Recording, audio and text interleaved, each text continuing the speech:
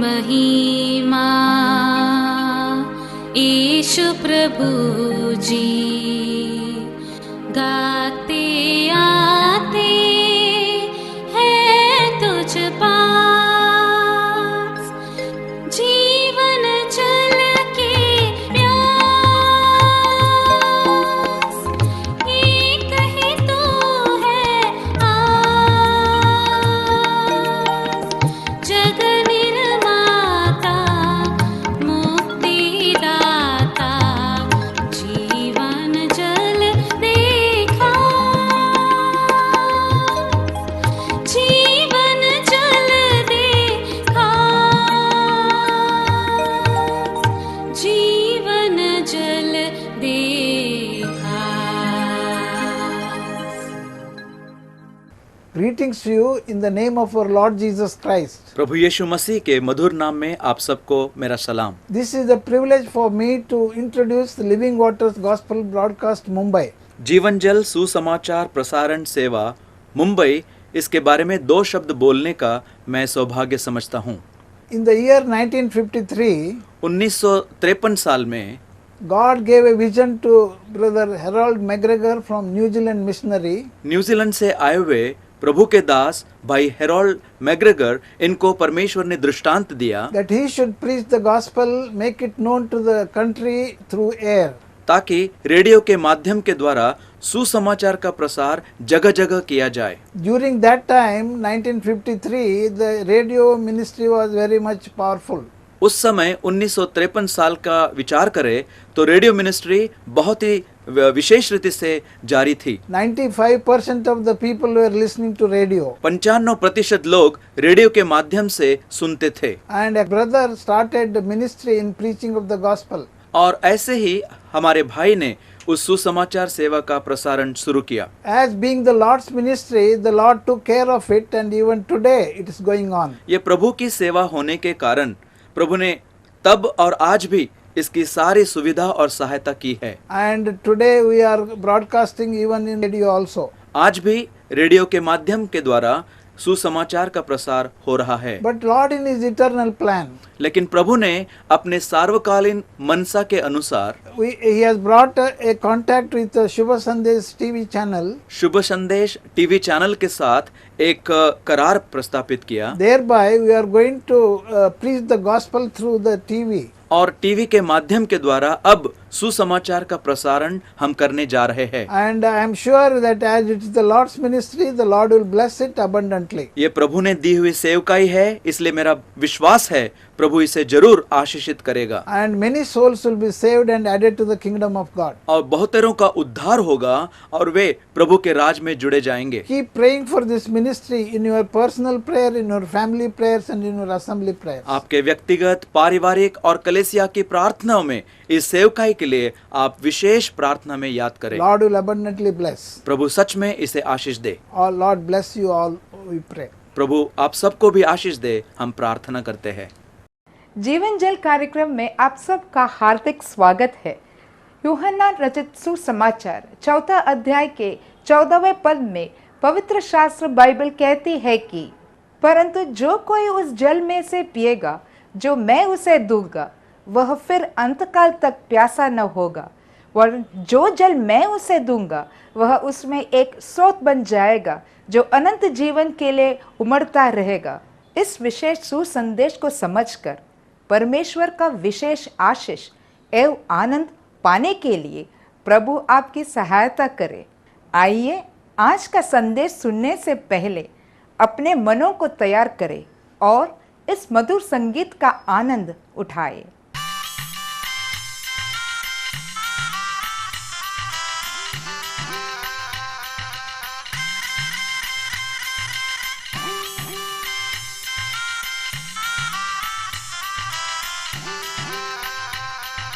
मेरो मन लागे लागे रे लागे रे लागे रे लागे रे लागे रे लागे।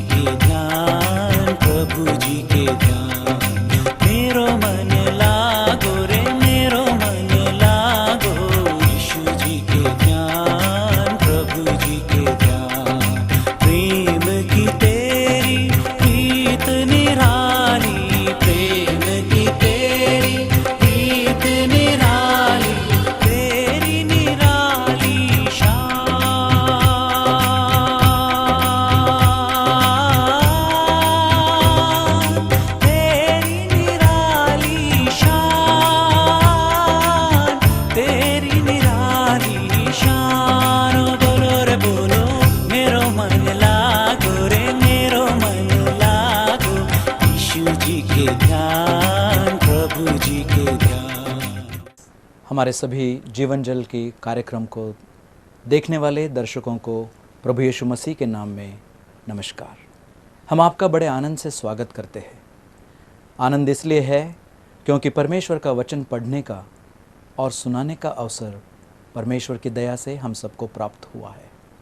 हमारी प्रार्थना है कि इस कार्यक्रम के द्वारा पढ़े हुए वचनों के द्वारा आपके जीवन में प्रभु अपनी बहुतायत की आशीष दे। इन विचारों के साथ क्या मैं आपका ध्यान पवित्र शास्त्र बाइबल में भजन संहिता उसका 32वां अध्याय और उसका पहला और दूसरा पद पढ़ के शुरुआत करूं। क्या ही धन्य है वह जिसका अपराध क्षमा किया गया और जिसका पाप ढापा गया हो। क्या ही धन्य है वह मनुष्य जिसके अधर्म का यहोवा लेखा न ले और जिसकी आत्मा में कपट न हो। प्रभु इस पढ़े हुए वचन के ऊपर अपनी बहुतायत की आशीष दे। उस व्यक्ति को धन्य कहा गया है जिसके अपराध को परमेश्वर ने क्षमा किया हो। उस व्यक्ति को धन्य कहा गया है जिसके पाप की क्षमा यहोवा परमेश्वर के द्वारा हो। यहां पर जिसका पाप ढापा गया हो लिखा है। उस व्यक्ति को धन्य कहा गया है जिसके अधर्म का यहोवा लेखा हिसाब ना ले। धन्य का मतलब है सुखी, आशीषित, बरकत, इज्जत और परमेश्वर की ओर से सम्मान पाया हुआ व्यक्ति वह है। मेरे प्रियो, उस व्यक्ति को पवित्र शास्त्र बाइबल में धन्य कहा गया है जिसको अपने पाप की माफी, पाप के और गुनाहों की माफी मिली हो, अपराधों की क्षमा जिसके जीवन में अनुभव है, उसको धन्य कहा गया है। मेरी यह प्रार्थना है आज इस धन्यता का अनुभव आपके और सुनने वाले हर एक के जीवन में आए। इसलिए जो भजनकार यहां पर कहता है उसने अपने जीवन में भी पाप किया था और पाप के कड़वे अनुभव से वो भी गुजर रहा था। पाप तो हर मनुष्य करता है। हम तो जन्म से पापी है और कर्म से महापापी है। जन्म से इसलिए पापी क्योंकि हम आदम की संतान करके पैदा हुए। कर्म से इसलिए पापी क्योंकि पाप करने के बिना हम जी नहीं पाते। लेकिन बहुत कम लोग हैं जो अपने पाप को मानकर, मन फिराकर परमेश्वर की ओर मोड़ना चाहते हैं। यदि मनुष्य कहे मैं पापी न हूं, तो पवित्र शास्त्र बाइबल कहता है यदि कोई कहे कि मुझ में पाप नहीं है तो वह झूठ बोलता है और परमेश्वर की सच्चाई उसमें नहीं है। क्यों ऐसे लिखा है? शायद आज इस संदेश को सुनते वक्त आप अपने पाप को माने या न माने, लेकिन इस पाप के 7 परिणामों को जिस भजनकार ने इस भजन को लिखा, उसी ने और एक भजन लिखा जब उसने अपने जीवन में पाप के परिणाम को अनुभव किया, पाप के परिणाम को महसूस किया। तब उसने जाकर कहा, हे परमेश्वर, मैंने तेरे ही खिलाफ पाप किया है। मैं भजन संहिता 51 की ओर आपका ध्यान लेना चाहता हूं और वहां से इस पाप के 7 परिणामों को दाऊद जो राजा था अपने जीवन में उस पाप के कड़वाहट के अनुभव को किया। वो परिणामों को मैं आपके सामने रखना चाहता हूं। यह इसलिए रखना चाहता हूं ताकि पाप की भयंकर स्वरूप को आप समझ ले, पाप के गंभीर कार्य को आप जान ले। मेरे प्रियो, सबसे खेलना लेकिन पाप से कभी नहीं खेलना। पाप बहुत गंभीरता से हमें अपने जीवन में समझकर, मन फिराकर परमेश्वर की ओर लौटने के लिए मजबूर करना चाहिए। इसलिए इस पाप के 7 परिणामों को मैं आपके साथ बांटना चाहता हूं। क्या आप मेरे साथ भजन संहिता 51 अध्याय निकाले? तो पहले मैं पढ़ता हूं, उसके दूसरे पद में हम 2 बातों को हम पढ़ते हैं। मुझे भली भांति धोकर मेरा अधर्म दूर कर और मेरा पाप छुड़ाकर मुझे शुद्ध कर। मैं 7वें पद को भी पढ़ूं, जूफा से मुझे शुद्ध कर तो मैं पवित्र हो जाऊंगा, मुझे धो और मैं हिम से भी अधिक श्वेत बनूंगा। क्यों दाऊद ये प्रार्थना कर रहा है? क्योंकि दाऊद ने अपने जीवन में एक बात को पहले जान लिया कि पाप मनुष्य के प्राण को, मनुष्य के जीव को, पाप हमें मलिन करता है। इसलिए वो शुद्धता की मांग कर रहा है, धोने के लिए प्रार्थना कर रहा है। पाप मनुष्य को मलिन करता है। सिन स्टेन्स आवर सोल। यह मलिनता का अनुभव मेरे प्रियो सोच कर देखिएगा। राजा था, राजवस्त्र पहनने वाला था, राजा था, राजा के बिस्तर पर सोने वाले में से था, सारा सब कुछ उसके लिए बहुत ऐश्वर्य से भरा हुआ था। राजवस्त्र क्यों न पहने, राज बिस्तर पर क्यों न लेटे, लेकिन पाप की मलिनता तो उसके मन में हमेशा बनी रही थी। इसलिए वो कहता है, हे परमेश्वर, तू मुझे इस पाप से धो दे। इसी बात से एक व्यक्ति की परीक्षा हो सकती है। जानते हैं क्या? परीक्षा इसमें हो सकती है, क्या हमें अपने पाप की गंभीरता महसूस होती है या नहीं? Do you feel dirty when you commit sin in your life? जब आप पाप या पाप का कर्म करते हैं तो क्या उस पाप का बोझ, पाप के द्वारा आपके मन में एक गलत विचार अपने मन में आते हैं या नहीं? मेरे प्रियो, यदि नहीं आते हैं तो उद्धार, मोक्ष, पाप की क्षमा नहीं हुई है। जिनको पाप के बोझ को तुरंत महसूस होता है, मान लो उनका जरूर उद्धार हुआ है। इसलिए यहां पर हम पहली बात यह कहना चाहते हैं, यदि पाप हमें मलिन करता है तो पाप से शुद्ध करने के लिए दाऊद वहां पर प्रार्थना करते हुए हम पाते हैं। कभी नहीं भूलना, पाप मनुष्य को मलिन करता है। आप जानते हैं, आप एक बकरे के बछड़े को देखिएगा और सूअर के बच्चे को लीजिएगा। बकरे का बछड़ा और सूअर का बच्चा दोनों चल रहे हैं और गंदे नाली में, कीचड़ में गिर गए हैं। क्या होगा मालूम है? बकरे का बच्चा तुरंत वहां चिल्लाकर कहना चाहेगा, मुझे यहां से निकलना चाहिए, ये मेरी जगह नहीं है। वो चिल्ला चिल्ला कर बाहर आने की कोशिश करेगा, तड़पेगा वहां पर। लेकिन सूअर का बच्चा, वो तो कहेगा, वाह, इसकी तो मैं कब से चाहत रख रहा था, मैं तो बड़े अच्छी जगह पर यहां पर आकर गिर पड़ा और वहीं पड़ा रहेगा। यही तो होता है, जो पाप में पड़े हुए हैं, पाप की मलिनता में आनंद लूटते हुए अपने जीवन को आगे बढ़ाते हैं, लेकिन पाप से जिनको क्षमा मिली है, उनको पाप से दूर रहने की चाहत होती है। पाप मनुष्य के प्राण को मलिन करता है। सिन स्टेन्स आवर सोल। दूसरी बात मैं वहां पर बताऊं तो लिखा है, तीसरे पद में हम पढ़ते हैं, मैं तो अपने अपराधों को जानता हूं और मेरा पाप निरंतर मेरी दृष्टि में रहता है। जानते हैं दूसरी बात क्या? दूसरी बात है, पाप निरंतर हमारे दृष्टि में रहता है। सिन सैचुरेट्स आवर सोल। रात और दिन, पग पग पर, हर पल, हम कभी इसको भूल नहीं सकते। जो भी पिछले दिनों में किया है, गत दिनों में किया है, भूतकाल में किया है, हमेशा ये पाप आपके दृष्टि के सामने आएगा। वही तो दाऊद कहता है, इट सैचुरेट्स आवर माइंड। हमारे दृष्टि में वो हमेशा रहता है, हमारे मन में हमेशा भरा रहता है।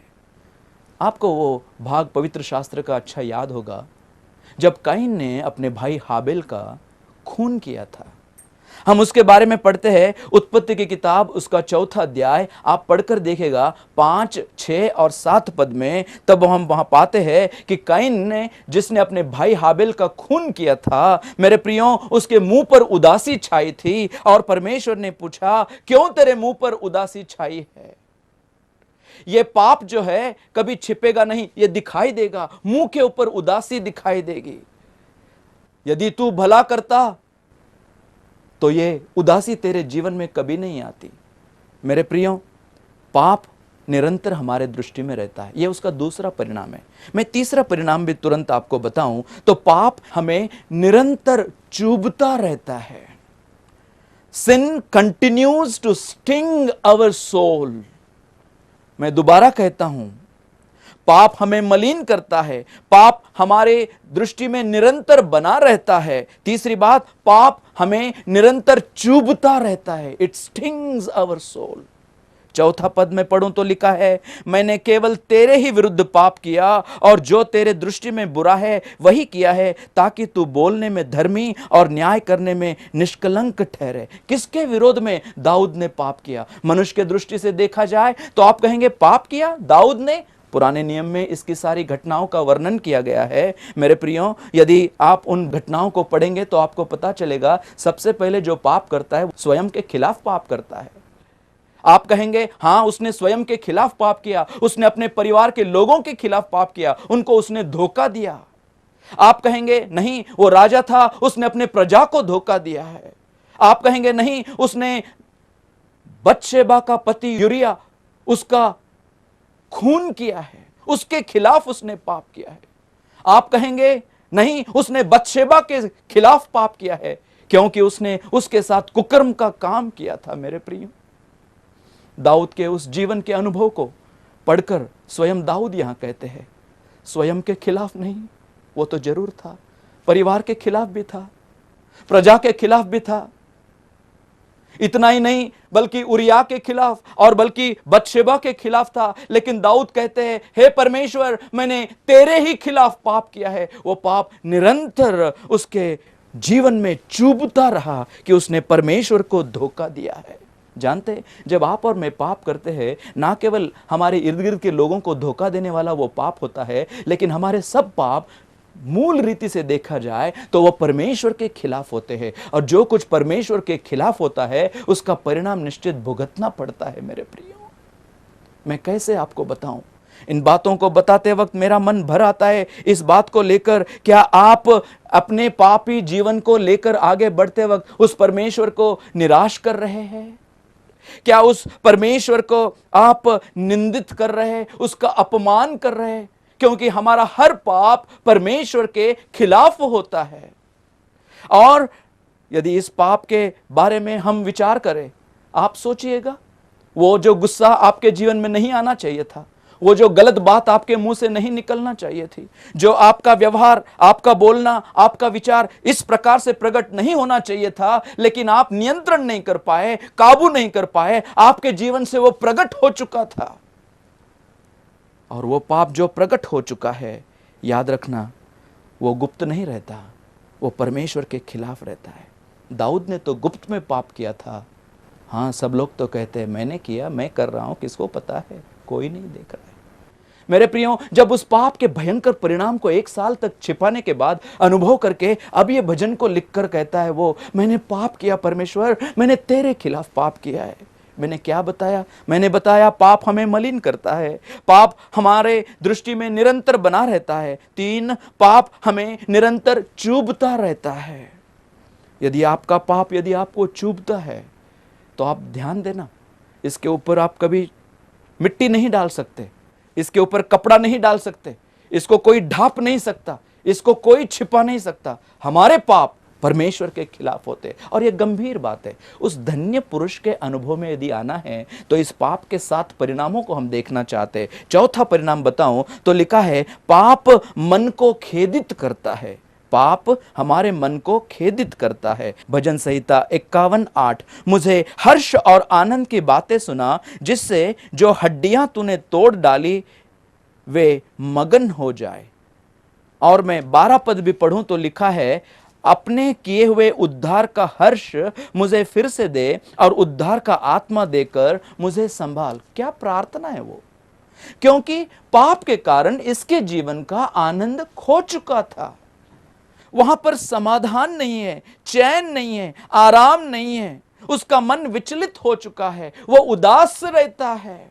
आज कितने लोग हैं इसी प्रकार के जीवन के अनुभव में आगे बढ़ रहे। सिन सैडन्स आवर हार्ट।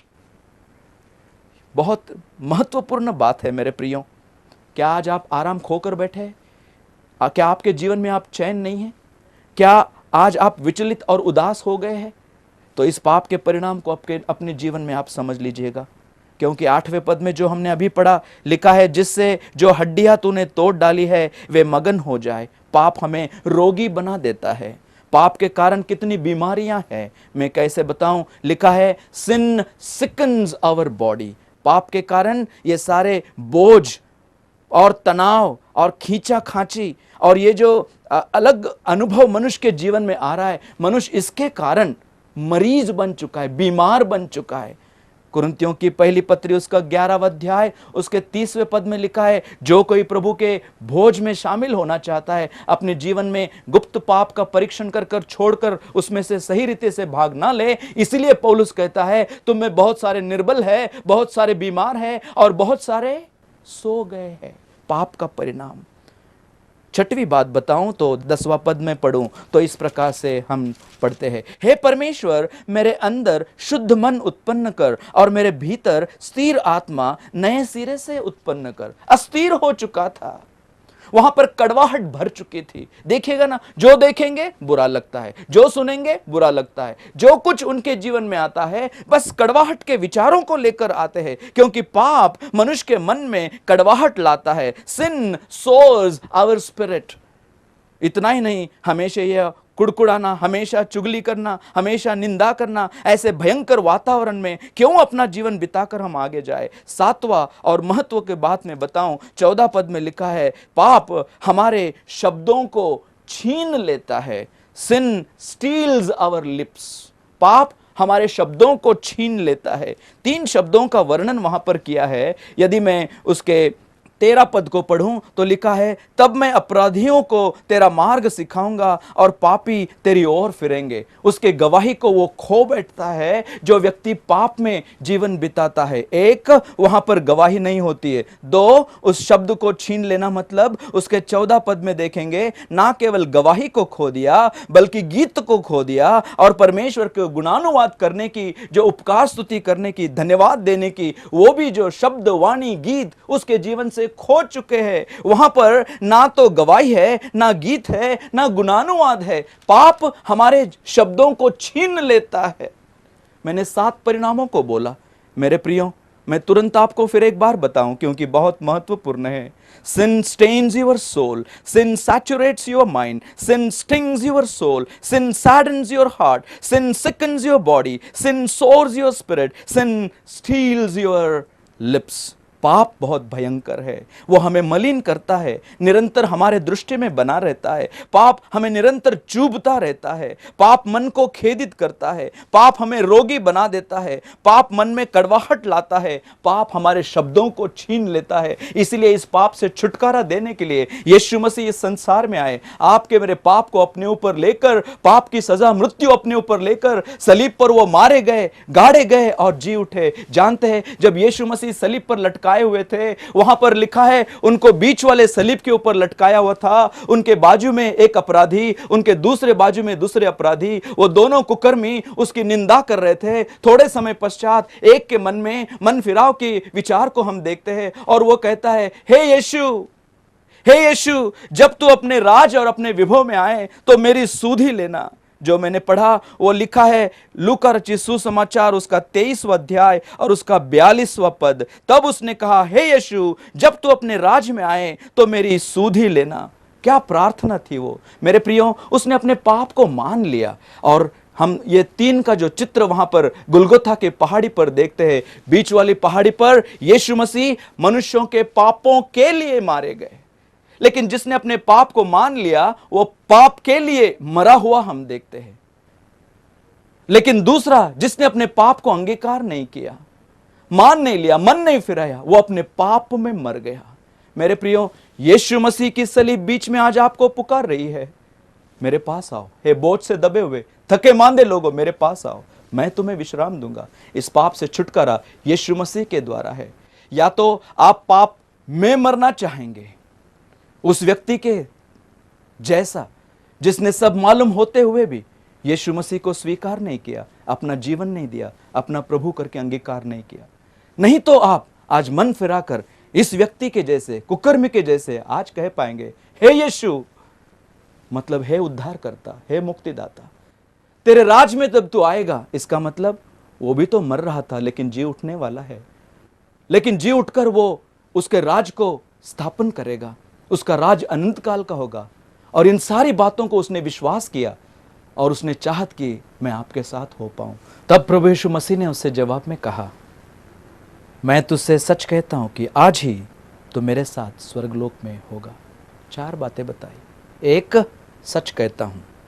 2, समय, आज ही। 3, मेरे साथ, क्या संगति थी वो। 4, स्वर्गलोक। मेरे प्रियो, उसका जीवन तो बच गया, नहीं तो अगला पल और हमेशा के नरक कुंड में वो जाता, उसके साथी के जैसा। लेकिन पाप को मान लेने के कारण उसका जीवन परिवर्तन हो गया, धन्य हो गया वो। आप भी धन्य हो सकते हैं। दाऊद के नाई पाप के परिणाम को अनुभव करते हुए आगे नहीं बढ़ना। पाप की माफ़ी जैसे उसने मांगी, जैसे इस कुकर्मी ने मांगी, आप भी आज मांग कर पाप के परिणाम से छुटकारा लेकर उद्धार का अनुभव कर सकते हैं। प्रभु ऐसा करने के लिए, यीशु को अपना प्रभु करके अंगीकार करने के लिए आप सबकी सहायता करें। प्रभु आपको आशीष दे। आमीन। पिता परमेश्वर, आज हम तहे दिल से आपका फिर एक बार धन्यवाद करते हैं। आपके पवित्र वचनों के कारण हमारे जैसे मनुष्य का जीवन आपके सामने खुला है। धन्यवाद देते हैं। पाप के साथ परिणाम और पाप से छुटकारा मिलने का मार्ग यीशु मसीह में आपने हमें बताया। हे प्रभु, मेरे प्रिय अजीज दोस्त मित्र जो आज इस कार्यक्रम के द्वारा आपके वचनों को सुन रहे, देख रहे, उनके जीवन में इसी धन्यता का आशीष दे। उन्हें भी प्रभु अपने पापों को मानकर, मन फिराकर आपके पास यीशु को प्रभु मानकर आगे बढ़ने के लिए आप सहायता कर, ताकि धन्यता, बरकत और आशीष उनके जीवन का भाग हो सके। प्रभु, हम सबको अपनी आशीष दे। उद्धारकर्ता प्रभु यीशु मसीह के मधुर नाम में मांगते हैं, सुन और कबूल कर पिता। आमीन। आज आपने कोई आशीष पाई है या आप इस विषय में अधिक जानकारी प्राप्त करना चाहते हैं या कुछ प्रार्थना के विषय को बताना चाहते हैं तो निसंदेह हमें संपर्क करें। और address living waters gospel broadcast, नव भावना 422 SVS road, Prabha Devi, Mumbai 400025 India. Post box number 19161 for prayer and free Bible correspondence course. Phone number 022 2422 1842. Mobile number 098925807444. Our email ID gospelbroadcast@yahoo.com. Web address www.lwgb.org. अगले सप्ताह इसी दिन इसी समय मिलने तक नमस्कार।